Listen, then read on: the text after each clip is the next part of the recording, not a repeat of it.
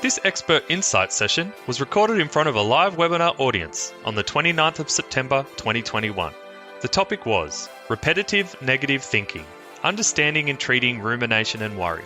On the panel we had Elliot, our lived experience representative, Professor Michelle Moulds from the School of Psychology at University of New South Wales, Dr. Nisha Sethi, clinical psychologist at Southside Health and Wellbeing, and chairing this session is Dr. Carol Newall.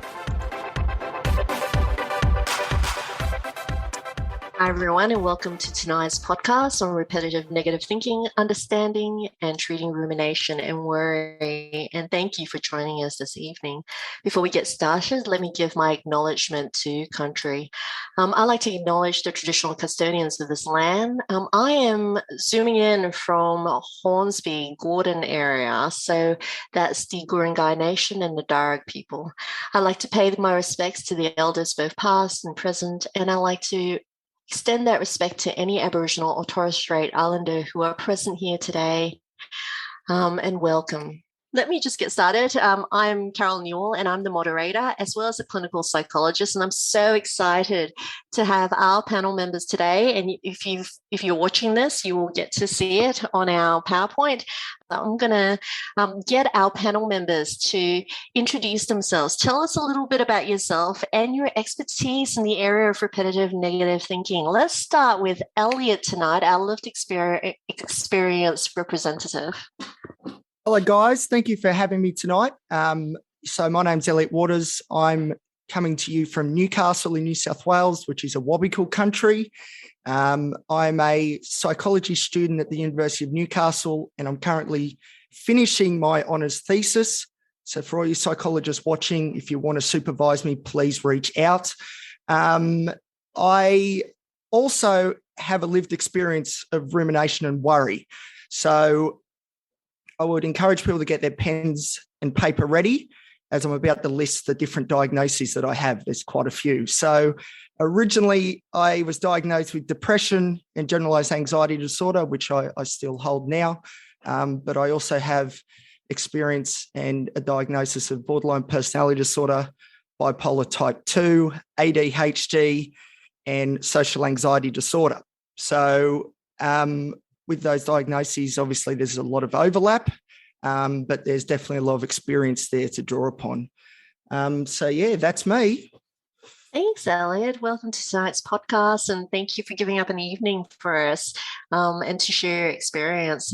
Next up, we've got Professor Michelle Moulds. Tell us a little bit about yourself. Hi, Carol. Thank you very much for having me. I'm Michelle Moulds. I'm a clinical psychologist in the School of Psychology at UNSW. I've been interested in repetitive negative thinking and studying it for a long time now, particularly in the context of depression. So most of my work has been on rumination, but also looking transdiagnostically, so at the role of repetitive thinking in social anxiety, PTSD, and other anxiety disorders. Michelle, where are you zooming in from? I'm zooming in from London. I am. Okay. Nice to be here. That's quite a time difference. So such a big thank you to Michelle for zooming in all the way from London. It's in the morning at the moment for her. And next we've got Dr. Nisha Sethi. So tell us a little bit about yourself, Nish. Sure. So yes, my name's Nisha. I'm a clinical psychologist, so zooming in tonight from Sydney. So I went to UNSW because I was taught by Michelle. So I was fortunate enough to have her as my co-supervisor for my PhD and as a clinical supervisor. And so I learned a lot about worry and rumination from a very early part of my, learning journey. And since then, I've largely been working in private practice. Mostly, I've been working with anxiety and mood disorders with adult clients. And so worry and rumination is something I work with on a daily basis. Absolutely right. I don't think it's possible to avoid it at all in any field that we work in. I think it's such a massive transdiagnostic process. But that's actually the first question. We've all heard of worry, but less people have heard of rumination. And there are these two thinking styles. But maybe we start off with just a basic description of what we mean by repetitive negative thinking. What are the core features of it? I might get Michelle to start this definition. Sure. What do you think? Sure. So repetitive negative thinking is a term that we use to describe different types of repetitive thinking across different disorders. And I guess the main features are really just that repetition. So our clients tell us they perseverate. They're thinking on a particular theme and can't shake that. So the thinking just goes on and has that very repetitive, recycling kind of quality. Another really important aspect of repetitive negative thinking is that it has a very abstract flavor. So often our clients, when they're worrying or they're dwelling on the past, they're thinking in very abstract terms. Why did I do that? What's wrong with me? What if that happens? So rather than being focused on specific and very concrete details, there's really this flavor of sort of analyzing these very abstract and overgeneral. And I think another key feature is, I guess, what I call the stickiness of repetitive thinking. So our clients have difficulty disengaging. So once they're on that train and once they're thinking and they're worrying and that thinking has got rolling, it's very hard to move away from it. So there's a real stickiness. And I think that's what we really focus on in treatment. How do we break that down?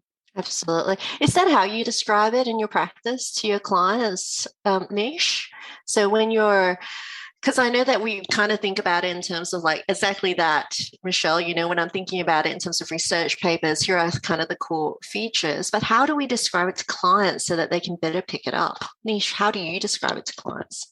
Sure. So the way that I tend to talk about this with clients is I say, if you can imagine your mind as being like a radio, and radios have different stations you can be listening to at any point. It's a question of which radio station might I be listening to right now or for the last few hours if you happen to have been stuck to a particular channel. So for example, if you're on the dwelling or rumination channel, it's exactly what Michelle is describing. It has that kind of flavor of why me? Why did I do it that way? I shouldn't have done this. And they might kind of dart from, issue to issue where they're like, I've just done this wrong and I've done that wrong. There was this problem here as well, but they're not actually getting anywhere new.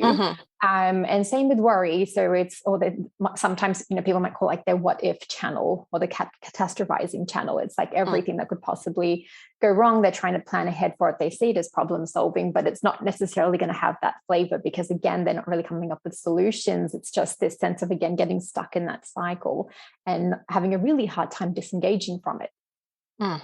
Absolutely. So I think I really love this description of a radio channel, right? To be able to start becoming a little bit more mindful of what channel are you picking up, right? And being aware of what you're doing. So what distinguishes worry from rumination? Are they the same thing? We've called them two different things. They're categorized together. How do we start to distinguish between the two? Michelle, do you want to take this one? I'm happy to speak to that. So I think that distinction has really been very much based on theoretical models and the way we think about particular disorders. So the literature on rumination very much developed in the context of depression, and that's where we know most about it. And our measures, our self-report measures, tap rumination, usually about depression and sad mood. And I think on the other side, we've thought about worry in the context of anxiety, particularly GAD, and we know that's a core feature, diagnostic feature. So I think that distinction very broadly has often been on rumination being about the past and worry being about the future.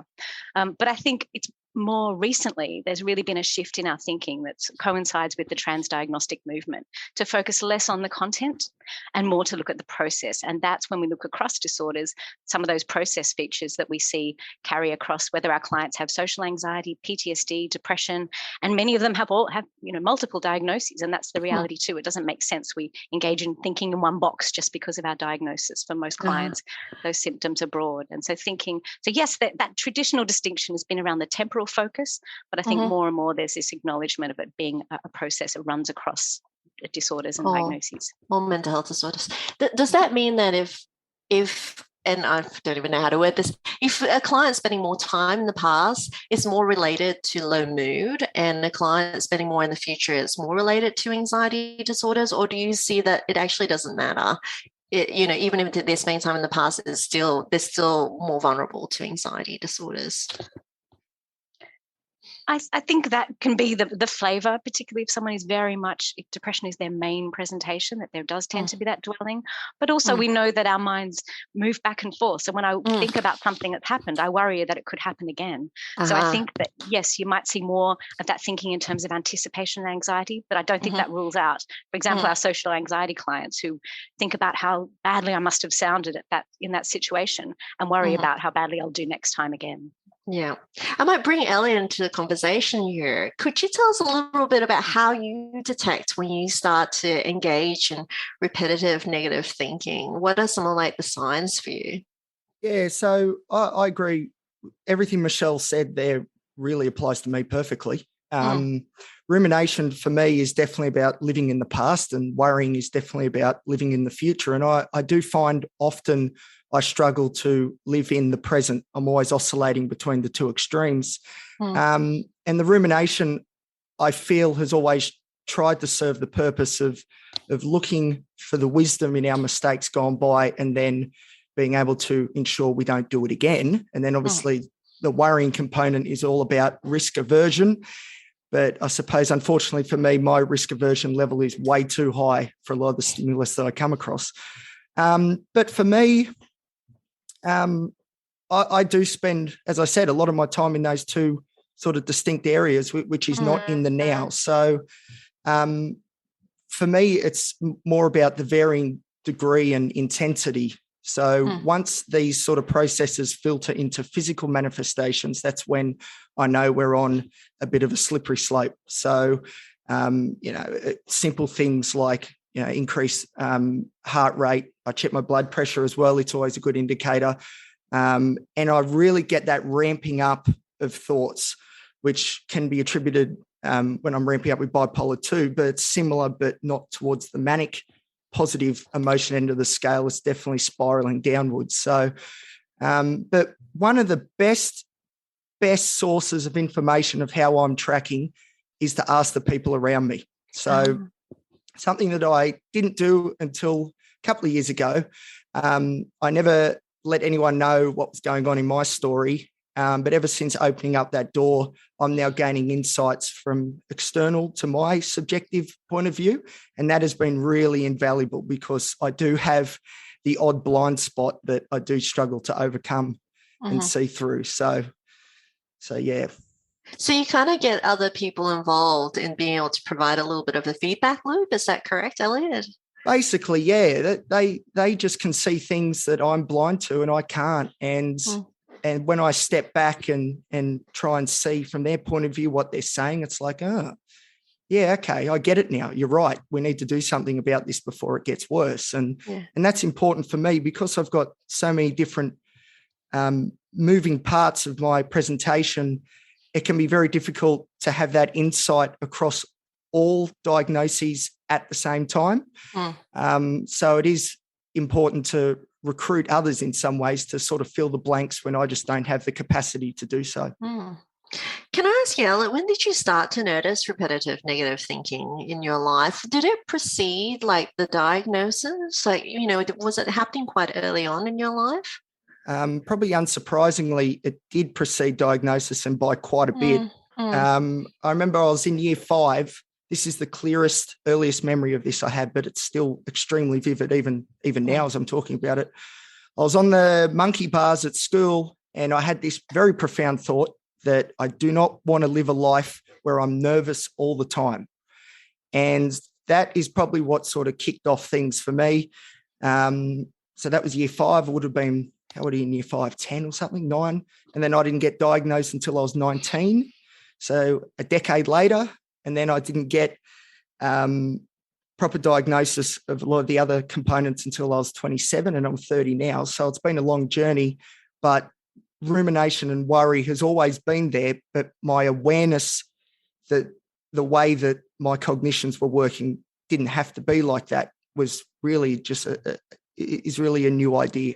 So one of the things I did want to ask, so Christine's got an interesting question here. Does ruminative thinking differ for those individuals with a diagnosis of OCD, so obsessional thoughts? Who would like to take that one? I think maybe I might go to Michelle first, because I think you've got that academic familiarity with potentially how it overlaps with OCD. That's a that's a really good question. And I think, to my knowledge, there's not been much study in the context of OCD looking at repetitive thinking around these kinds of qualities.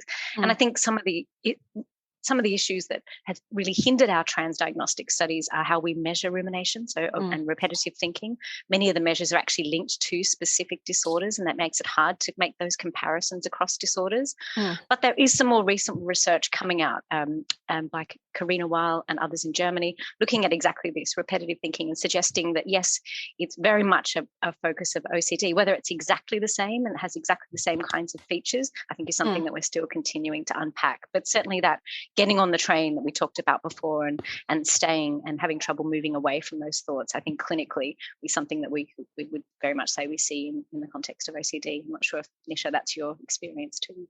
Yeah, absolutely, Michelle. So I think certainly, like I know when I've worked with various people over the years and we're looking at obsessional thoughts, it's certainly that sense that, again, people are getting stuck to that pattern of thinking and they find it really difficult to disengage. So often, like one of the ways that I'm sort of picking up on, like, you know, a repetitive thing is that they might be raising the same issues like session in, session out, and it's coming back to the same core themes.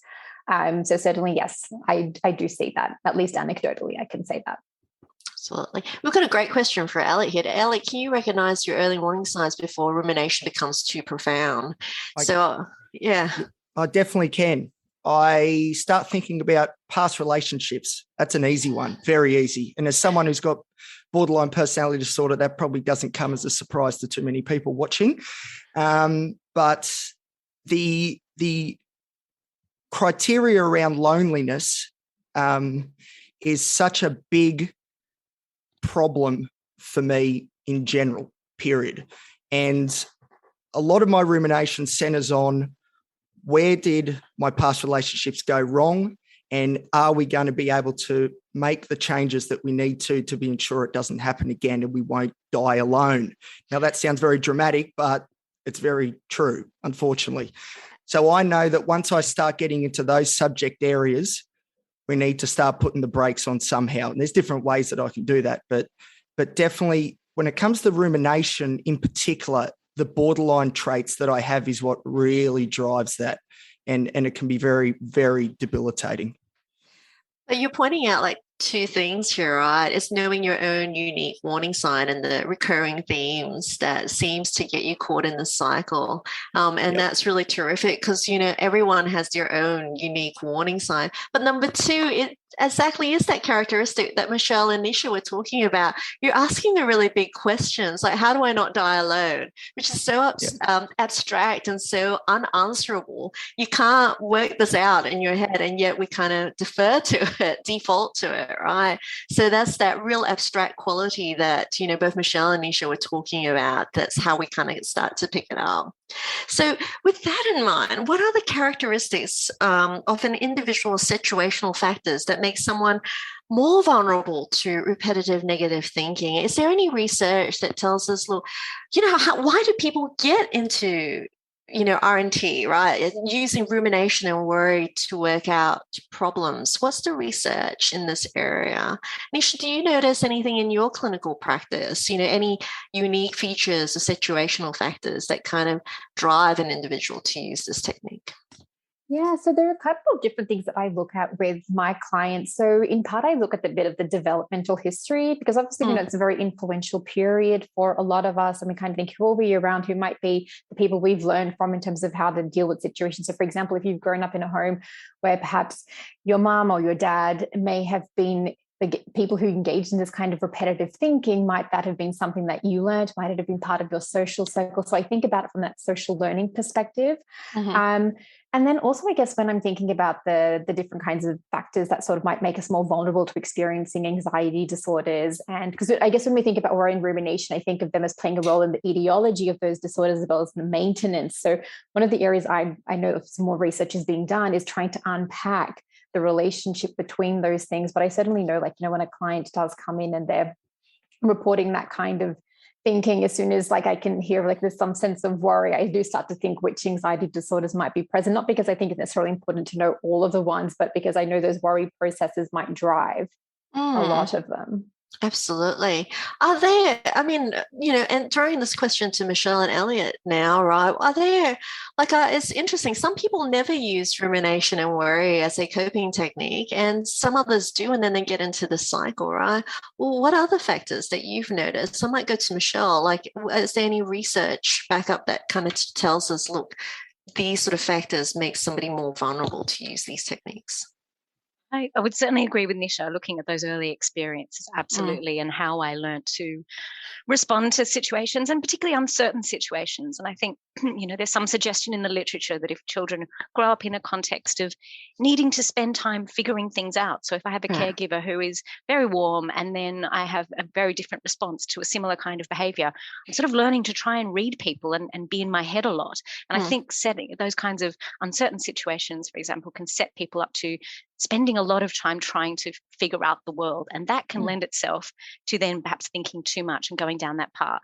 But I think another really important factor that Elliot touched on that is certainly consistent with the literature is, and Carol, something you've studied too, this idea of metacognitive beliefs. So I think for us socially in the world, we're primed to think. We grow up, we solve our problems, we're told think it through. And so I think a lot of the course of this kind of thinking comes from a very reasonable, understandable place. I'm trying to understand the world. I'm trying to look back at things that have happened and figure out what went wrong so it doesn't happen again. So I think that very, sensible intention can be a useful starting point. And I think it's where it goes that can become really problematic. So if I translate that into action, and I talk to my clients about not solving your problems with your head, but solving them with your feet, thinking about what's happened.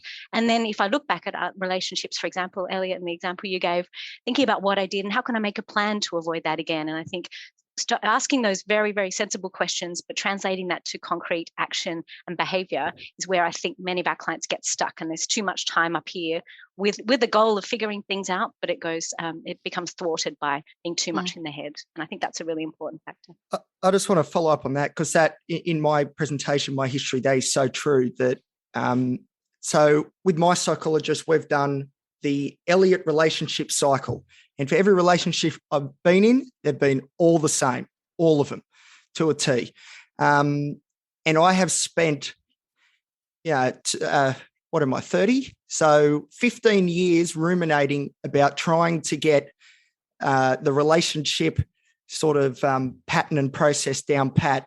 And, well, I still haven't done it. So I agree completely that there is just too much thinking.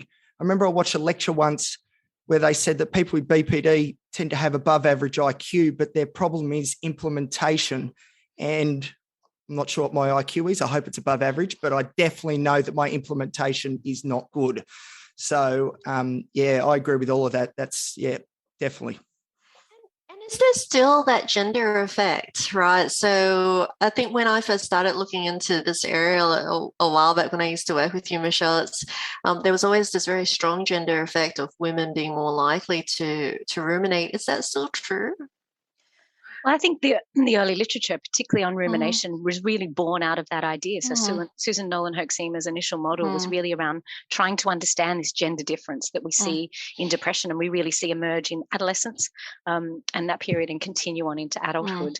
So yes, for the most part, I think I'm speaking very broadly, but we do tend to see those kinds of thinking. Might be, again, there's a social issue around, is that perhaps how women and girls are primed to think about the world and solve their problems, but certainly not to the extent, as Elliot's saying here, that we don't see these kinds of thinking across clients as well. But I think perhaps there is more of a default tendency that might have social origins that we see perhaps more likely emerge earlier in girls than women. Yeah. We've got a question here. Please speak to the context of, it looks like culture. Are there cultural differences with rumination and worry? Do we actually detect any of that? Nisha, have you seen any cultural differences in your practice? Because there's one this question specifically relates to Asian countries. And I'm also trying to think in terms of my client makeup, whether there are cultural differences. Look, I think there might be cultural differences perhaps in the themes that come up. So for example, if I'm thinking through some of the people that I might see from, let's say, from Asia, maybe I might get some more themes that are based around academics, for example, and performance. And maybe from other cultures, there could potentially be, like, again, and this is all anecdotal, but maybe more, it could be perhaps more in relationships and what we're like in those. And some of the questions that, Elliot, as well, that you've been saying that you ask yourself, like the kind of meanings of life questions, our purpose, those big questions as well. But I can't say that I've looked into the research on those cultural differences, so I can't speak to that, but just that anecdotal experience is all I can speak to. That's a really interesting question. Michelle, is there any literature looking at cultural differences? Not that I'm aware of, Carol, and there may well be, but my response would be along Nisha's lines, that perhaps what we don't see is difference in the process of this kind of thinking, but it might be that the content and the focus in different cultural groups, different issues might be emphasized. Yep, that would be my clinical hunch as well.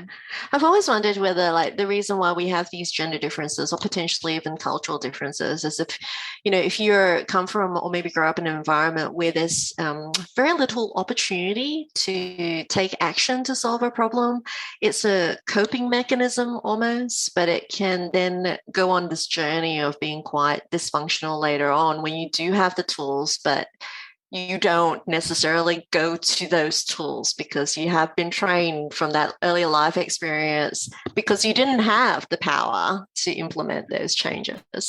And maybe that's a little bit of that and I'm not saying that girls don't now, but maybe it's like a cultural thing over time in terms of how we acculturate girls to manage problem solving almost. And that might explain some of the gender differences. But I'm just theorizing here. But I think that's a good hypothesis, and it would be interesting to look at that over time, Carol, I think, to see that too. And again, you talk about something we've all touched on, is that habit. And once it does emerge, if my early experiences, my environment or my relationships or what I see happening around me gives me this tendency or makes me sort of lean on this approach of trying to figure things out, then that becomes such a well-worn groove. And irrespective of other opportunities later to solve problems, that's where my head goes because that's been my default. Yeah. Michelle, the other question I also wanted to ask is, that perinatal period, you're doing a little bit of research in that area as well. Yeah, so something we've been interested in, sorry, Carol, is understanding repetitive thinking in the perinatal period. Absolutely. And have you come across any interesting data? Do we see increased rumination and worry, or do you see people who already engage in that increase in that perinatal period? Both. And most of the work at the moment has been around worry. And unsurprisingly, most of the focus has been on worry in pregnancy, where it's a time of tremendous change and often many, really significant concerns and shifts in transitions in lifestyle and hormonal factors, a whole bunch of things going on. And so unsurprisingly, we do see elevated worry in that period. And there's also some evidence that heightened worry in pregnancy is a good predictor of depression, anxiety, and postpartum. Rumination has been far less studied. So the focus in that literature has been really on worry and on worry about pregnancy-related themes in particular, but much less research has looked at this process idea that we've talked about today, this idea of just repetitive thinking, irrespective of what it's stuck on. Is that a predictor? So that's something that we're starting to look at now, to really, with a view to saying, if we know that someone's prone to engaging in repetitive thinking and we might have ways of helping them, could that be something that might prevent difficulties in postpartum that we know many women struggle with? So that's certainly something developing in the literature. It sounds to me like there's so many new areas that we haven't really, sort of explored with rumination and worry, but there's this growing acceptance that it may be quite a massive diagnostic process that we need to explore for different mental health challenges, different presentations, and we still don't know how they work within those presentations. Is that correct? All right, so Elliot, we've got a really interesting question here, and I've just lost it because we had a new question covered. All right, and it was a good one, which was, I think you were talking about how you kind of rely on feedback from others to support you, right, to be able to have that early detection system.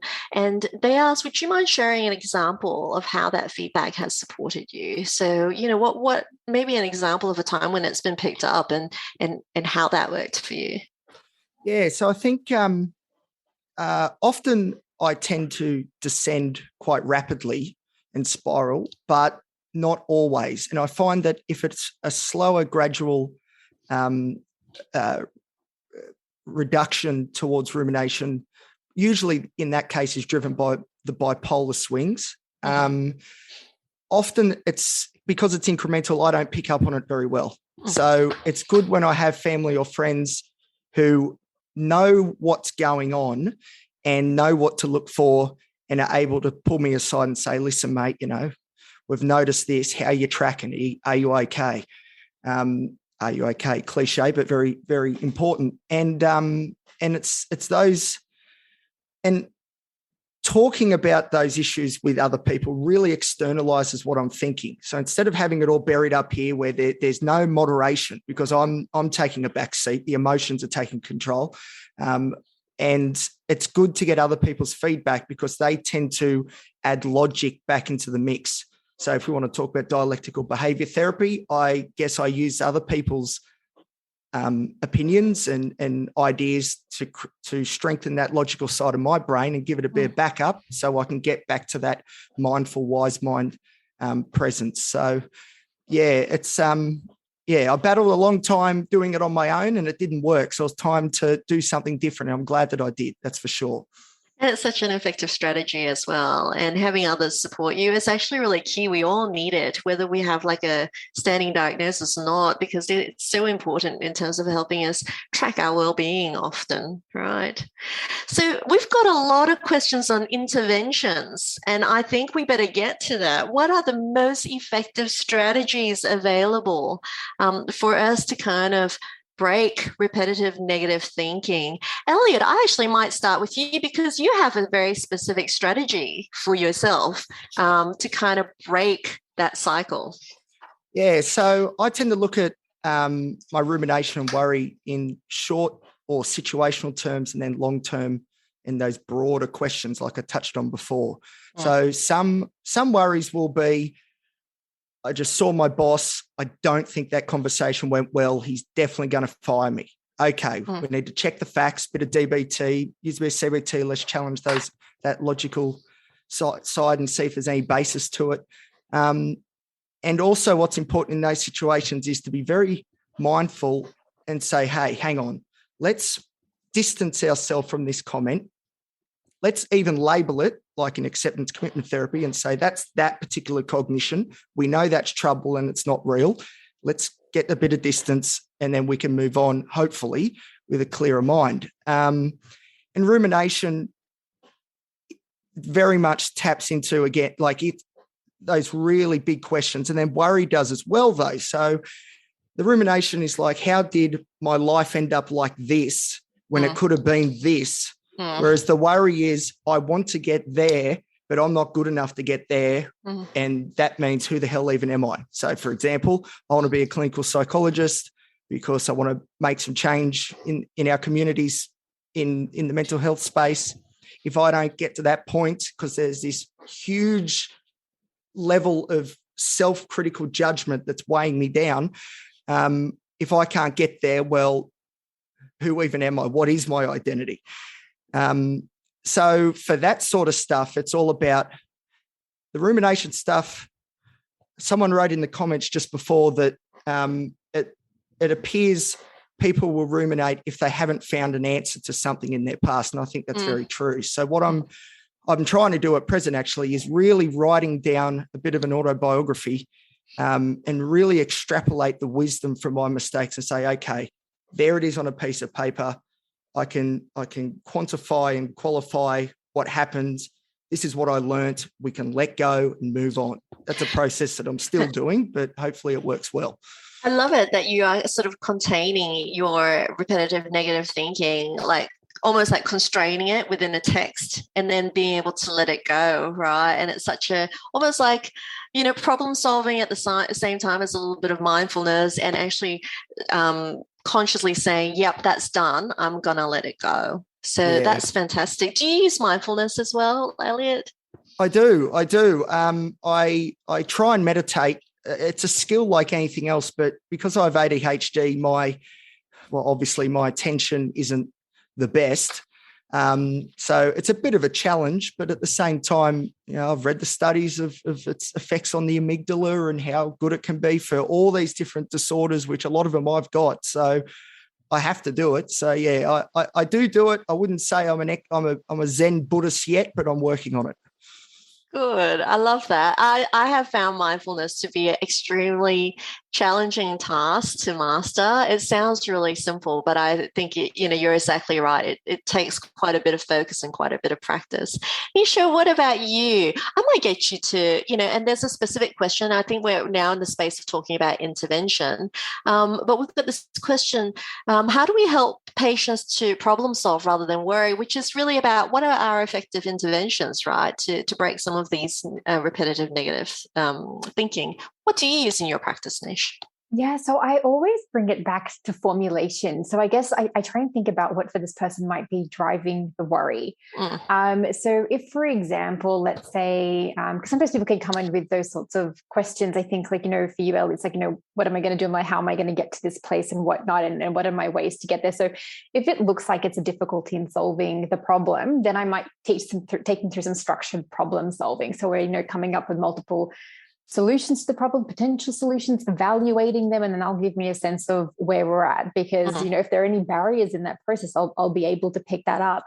But sometimes it could be driven by other things. So, for example, let's say someone is awaiting the results for their exams or for a medical test that they've just had, and they might be thinking all the what ifs, like what if I failed, or what if I've got some disease that I don't yet know about? It's going to be really serious. And it's that time when no amount of thinking is going to get us anywhere. So there might be then processes around acceptance that we might be working on in terms of accepting that we don't have the answer, or learning how to tolerate uncertainty might be part of that picture.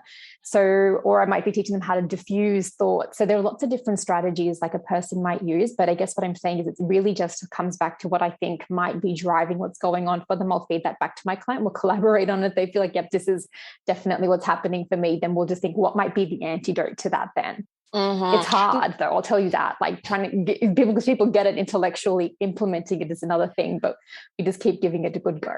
Absolutely. And can I ask you this? Because I've sometimes found myself in clinical sessions like this, where you're almost like pulled into a vortex of co-ruminating. You seem to keep going in circles and the session kind of goes nowhere. And that's like my detection system of going, we're kind of like ruminating. Do you have that experience? And how do you start to break that kind of cycle? Yeah, so for me, honestly, I think it's about being comfortable talking about these sorts of processes with clients.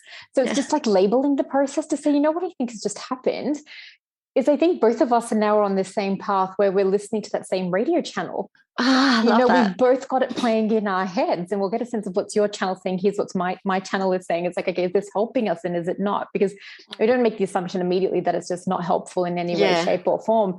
But it's saying, okay, if it's not helping either of us, okay, what can we do to then transition to a different space where we feel like either we're working to solve a problem or we're learning how to let it go or tolerate uncertainty because that's what the situation calls for. I love that. It's such a collaborative approach where you kind of like, it's a partnership. We're listening to the same channel. I don't know. Is it helpful? I'm not sure where we're going with this, but how do you feel about it? I love that. That's it. It's just like helping that healthy curiosity, I think, about the process, because we're human too, right? Sometimes we can get into someone's story and the next thing that channel's playing in our heads. Yes, and we're co-ruminating and we're co-worrying together a little bit, right? And I also love that it's almost like a very gentle approach of pointing out that we're ruminating, we're getting kind of stuck in the cycle together. So that's a lovely, gentle approach. So far we've talked about some of these techniques, Michelle. Are they evidence-based? What are the specific interventions people want to know about? What are some of the ways we can really break rumination? I think you've been doing some research studies in this area as well, and maybe even a study with Black Dog Institute. So we might actually pull that up. Great. Okay. Yeah, so more recently there have been, I guess, not just thinking about content, but moving towards thinking about process in this way, and new treatments developed to do that. And I think rumination-focused cognitive therapy is one example. developed by Ed Watkins and colleagues here in the UK. And the emphasis there is very much on, it draws on multiple approaches. It has components of mindfulness and behavioral activation, but very much the emphasis is on shifting clients out of this abstract thinking, this tendency to be overgeneral, this tendency to ask why, and to shift them into a much more concrete and problem-solving type of approach. And I think echoing both what Elliot and Nisha said there as well, I think a very useful way of doing that and helping clients to make that distinction is thinking about the why and thinking about how and what. And I think sometimes we can capture clients' language and move them away when we're hearing a lot of why questions. Think, okay, how can we change that into a how? So why do I feel like this? How do I feel and what can I do about it? And I think that rumination focused therapy really does that, focuses a lot on shifting channels, to use this Nisha's language, into a much more concrete focus. Behavioral activation, the rumination component of that, again, really focuses on the function of rumination, seeing it in very behavioral terms, and really very consistent with what Elliot was mentioning there too. Spotting rumination, knowing my triggers, knowing what's keeping me stuck, and stepping back from engaging in that. And I think this recent work conducted by Amy at the Black Dog Institute with Jill Newby and colleagues really has done this very nicely. So recently developed just a 3-session online program to target worry and rumination, using many of those ideas that I've just mentioned. So education, what is repetitive thinking, monitoring it, rules of thumb of rumination. So teaching our clients to look out and think, hold on, I'm thinking in this way. Have I made progress towards solving my problem? Do I understand my problem any better? Or has thinking in this way helped my mood? And if the answer is no, then you're probably on the repetitive thinking track. Problem solving, specific thinking, those kinds of strategies. And what they showed is that in just 3 sessions online, comparing a self-guided or a clinician-guided intervention, that there were benefits, reduced repetitive thinking, benefits in mood for both of those participants who received the intervention with the clinician-guided and also engaged in the self-administered version, although the clinician-guided intervention was slightly more effective. So what I think is really exciting about this kind of work is that it's a very simple intervention, potentially something we could add on to as an adjunct to what we do in the clinic, potentially an intervention that could be rolled out to someone who may not have access to services or might be on a long waiting list. So perhaps scope for this to be helpful as a precursor to a more a long-term psychological intervention. Lots of scope, and particularly in the context of COVID, we need more interventions, we need more remote interventions to reach more people and disseminate more readily. So I think this is a really lovely example of really effective, simple, easy to administer approaches that hopefully will continue to develop. I'm just going to scroll back to the previous slide now, and because people are so interested in what the main interventions were, right? It's really about problem solving, the 3 rules of thumb. What were the 3 rules of thumb again? I can't remember. I remember speaking to Amy as well, but I remember one of them being very useful to my clinical practice, which is it's almost like a time-limited approach. Like you only get 30 minutes. You've got to notice when you're in this for 30 minutes and you're not going anywhere, that it's time to go, that might be rumination, that might be worry, and a little bit of that self-monitoring and activity planning. Is this a transdiagnostic approach, Michelle? Like, is this like the Ed Watkins model and these different interventions?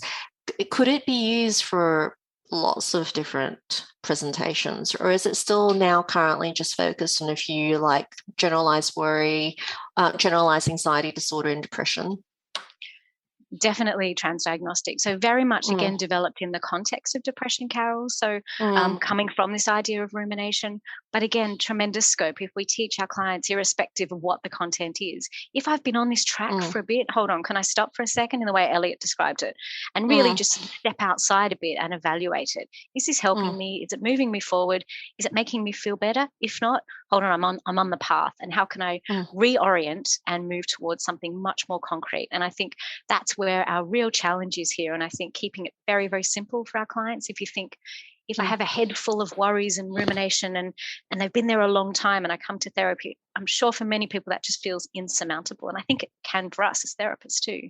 And thinking about that in the terms that make it feel manageable. Okay, and seeing that as a behavior, teaching clients to be better at reading, noticing, and stopping, and then moving towards. And I really think that language is a very simple way of doing that. Am I hearing why? Am I hearing why? How can I shift that into more active problem-solving terms? How do I make these what and how statements rather than why questions that just feed each other and don't provide any answers at all?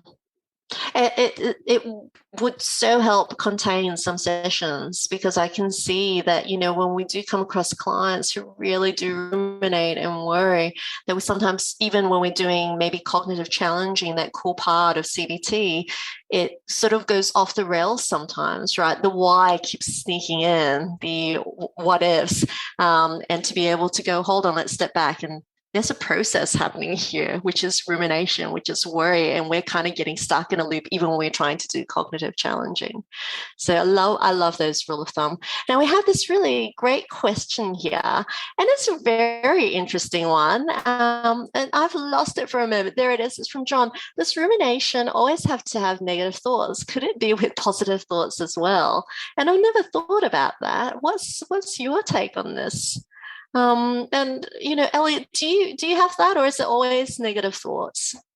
What I tend to have is I'll try and think of a positive event in the past, and then the worry will start that I'll never experience that sort of happiness again. And then all of a sudden that happy memory is now ruminated in a context of that was so great, never to be seen again. So that was just a little thing I wanted to bring up, the interplay between rumination and worry. They're not situationally mutually exclusive in my experience. Excuse me. And it's really frustrating when some genuine good memories all of a sudden clouded for no reason other than a huge anxious response about something that doesn't deserve it. So, but yeah, I don't know if I don't know. My understanding is that it doesn't fit with the definition, right, Michelle? Repetitive negative thinking is the negative component that's a really big part, because when I do get clients to spend a lot of time in positive imagery and really be able to stay with it, it's like, like daydreaming, right? I would imagine that it's quite a mood lifter. So, what's your take on it, Michelle? Yeah, I completely agree with Elliot there. And what he's referred to there is something that Lisa Werner-Seidler has looked at in her work too a number of years back now, that taking of something that's positive and applying that same. So again, we come back to process. So the content is, yes, we tend to think of R&T is generally focused on negative content, and that tends to be the way our clients present. But there's also this capacity for that same process of thinking to take the joy out of the good things. And I think your example was lovely, Elliot. So thinking back to a good time in the past and thinking, but it's never going to be that good again. So again, the what's really important is the process. And sometimes that can be attached to positive material and twist that into something negative. But also something, again, Elliot raised, is that repetitive thinking that we sometimes see in the context of mania, and seeing that as something that can sometimes fuel, mood elevation too. And that's an area that is increasingly being studied now, getting stuck in this cycle and that abstract thinking, and what happens at that other end of the mood spectrum, and how might that be an amplifier that might shift someone into more manic mood state.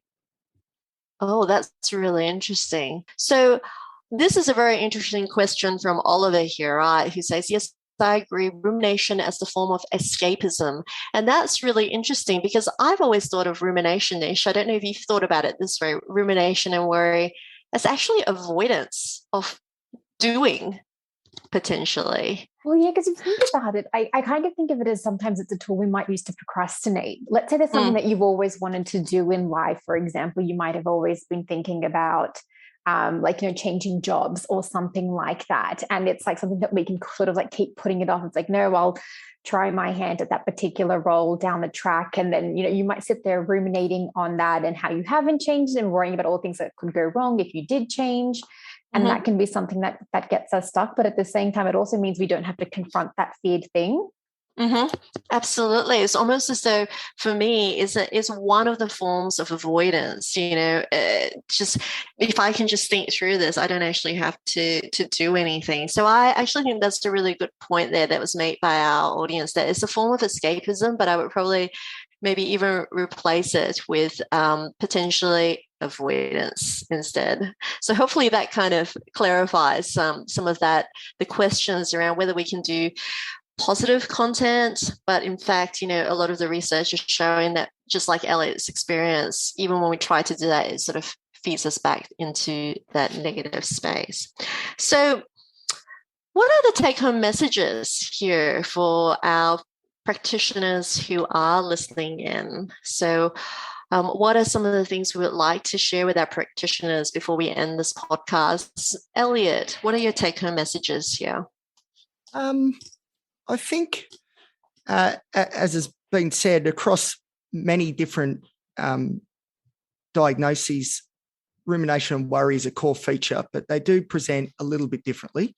So I think just to be mindful that there can be different types and different needs that have to occur for a person, obviously, to get to where they want to be. So, for example, CBT for me never worked that well because my logic was strong, and I knew that the things I was stressing over and ruminating about and worrying about was silly. In my Black Dog presentation, when I go to the schools, I joke my high school issues, which are still here.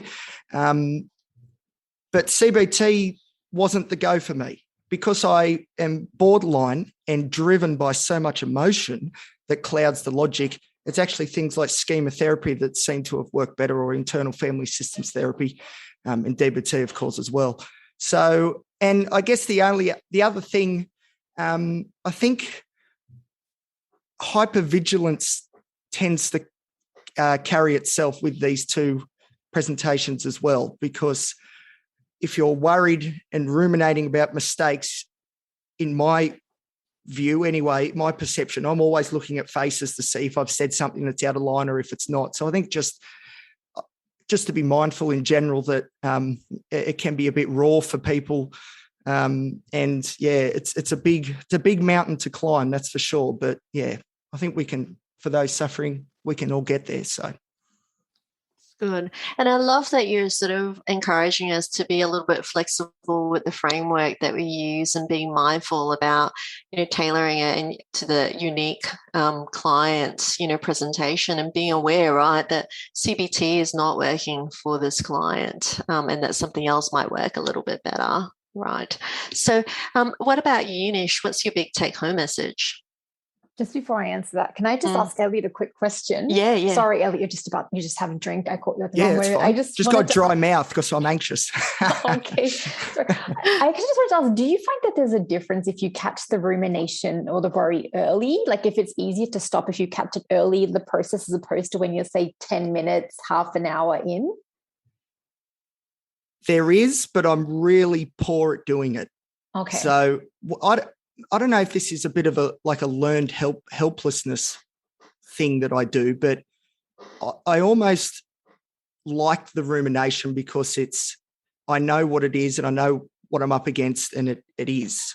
And we spoke about before about avoidance and using it as a tool in that sense. And I think I definitely do, not that I mean to, but unfortunately I do slip into that behavior. But getting it early, I think, is definitely better, because if you let it go, you will find things in this emotional quagmire that you're in that may not be real, but you'll still find them and they'll seem real to you. And then all of a sudden you're off on another track and 10 minutes turns into 10 hours. And all of a sudden it's like, where has my time gone?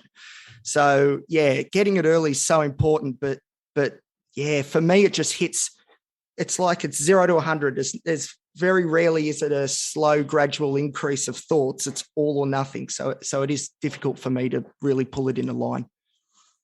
That's really interesting, because there's a comment here on the chat box as well where, it sounds like rumination can become soothing as a tool to cope in the moment, and then it becomes an issue later on. And that's from Oslam. And that kind of makes sense in terms of it's almost, as we talked about earlier on, it was these early coping mechanism, and then it kind of propels out of control later on. Michelle, welcome back. Hello. I think we lost you halfway through a question, which is there, we might have a little bit of space to talk about this before we end the podcast. Is there any research around that mania and that propelling of rumination in that space and positive thoughts that sort of goes out of control? Yeah, apologies for my internet. But Sherry Johnson and colleagues in the US have been interested in this question for some time and developed a measure akin to the way we measure rumination, but looking at responses to positive affect. And again, shown that this kind of tendency to engage in this same process is something that's linked to mania and linked to bipolar disorder. So very much it challenges that idea again that you talked about, Carol. This is RNT that we're talking about.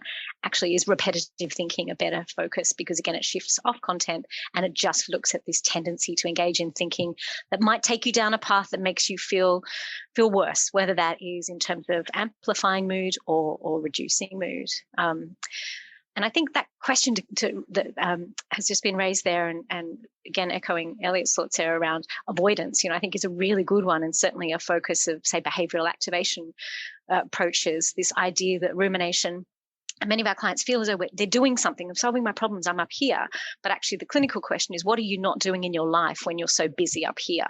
And that's where it can serve a function that has avoidance as the outcome, but also in the moment might give someone a sense of, I'm solving my problem, I'm working on it. And maybe there's a sense of reassurance in that, even though ultimately what it does is keep you very much from taking the steps to take that you need to take to solve something. So can I just quickly jump in very quickly? So with my ADHD, I find what you just said, Michelle, that is me to a T. I will sit on my bed and I will have, because obviously you can't prioritize with ADHD. Everything is important. So I'm trying to figure out what I should be doing. And I get comfort in the fact that I'm thinking about what I could do. And I imagine a little bit of me actually engaging with the task. And then, of course, 4 hours is gone and I haven't brushed my teeth yet. So, it's hard to snap out of, that's for sure. And across all my different, the way that I my behavioural manifestations, rumination worry is just about in all of them, that's for sure. So what's your take-home message, Nish, for the listeners? Sure. So sorry, I didn't answer that before. So so my take home is basically to assess and formulate with a client and take a look at what might be driving it for them, and to really collaborate on that to get a shared understanding, and to also realize you can work flexibly with different skills and try things out and see what works. Because I think, as Michelle's been noticing, and I think Elliot as well, from your experience, it's really been a bit of trial and error to see what speaks for you, what works for you, as well as what works for you in different contexts, because that same skill or strategy might work in one setting with one problem, but perhaps not in another. So I think it's honestly just about having that flexibility. What about you, Michelle? What's your take-home message? I think my take-home is just keep it simple. And I think the more we can help our clients distill this to a behavior that I can spot, I know straight away that I'm doing that, and here's how I shift out of it, doing that in the most simple way that avoids going down that analysis path that they're prone to, I think is the best way that we can help our clients shift out of this type of thinking. And that doesn't mean it's easy, but keeping it simple, I think, makes that more likely to be effective. Thank you for that. So as we're ending our podcast today, we're gonna finish up, and then I'm gonna do my post-event rumination and use all those strategies that you guys have talked about. I've already started, don't worry. Yeah. Every time I do this podcast, I keep telling my colleagues, my heart's pounding. It's so nerve-wracking. But you guys have been great tonight. So as we're finishing up tonight, this is a gentle reminder to visit the Black Dog Institute, because we've got plenty of tools there for you. The 10 network, which is, for health professionals, there's support there. My Compass and the Black Dog Institute online clinic. And there are also other resources. By the way, I'm loving the Black Dog resources for self-care during COVID. You can just Google that and it'll come up. I've been using that a lot with my clients. Please do check us out, because there are lots of tools on there, self-help tools for both people interested in taking care of their own mental health, as well as clinicians, clinician tools as well. So with that in mind, don't forget we have our next podcast in October. It's always on the last Wednesday of the month. And our next podcast will feature Jill Newby from the Black Dog Institute, and our other panel members we're still finalizing, but it's on partners, not competitors, the integration of clinician expertise with online program. And I think, Michelle, you touched on that a little bit tonight in terms of the outcome of Amy's research study showing that clinician guided was sort of the best combo of the different groups that you had. So we do encourage you to come back next month, last Wednesday, to join us again. Thank you so much to our amazing panel members. You were fantastic tonight. Thank you, Elliot, Michelle, and Nisha. And I'm wishing everyone a good night here. So thank you for joining us tonight. Thank you for listening. If you'd like to hear more of our podcasts, subscribe to and review Black Dog Institute on iTunes or your preferred podcasting platform. If you're interested in knowing more about our educational programs and research, please visit our website at blackdoginstitute.org.au.